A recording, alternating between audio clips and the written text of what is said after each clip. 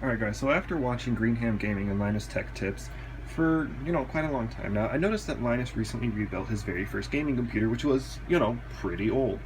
Watching Greenham Gaming, I watched him, can you install new RAM to make an old computer back to life, or change out, the graphics card. And I decided to do those tests and make them my own. Now this is an old computer. This is a Dell Bostro 200. It's 1 GB RAM. It had originally an 80 gig hard drive with Windows Vista installed, no graphics card. It was just onboard graphics and a dual-core Pentium processor and a 350-watt PSU, I believe. Now, of course, the changes that I made are pretty much visible, especially because I've mentioned some of them just now. I did change out the power supply to a Thermaltake 600-watt.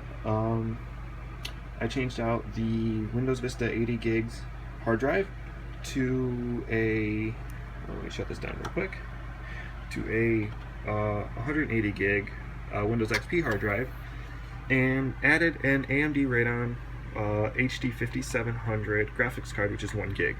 Now it still has the original dual channel 512 megabyte RAM cards and a dual core Pentium processor. Now with Windows XP, and this computer being as old as it still ran kind of rough. It ran so much better than Windows Vista because Windows Vista was a terrible OS. But it still ran rough. Windows Vista, or YouTube videos were spotty, they were slow, frame rate drops even with just videos. So adding the graphics card took some of the strain off the onboard graphics, which fixed some of that issues, but the RAM is still sluggish.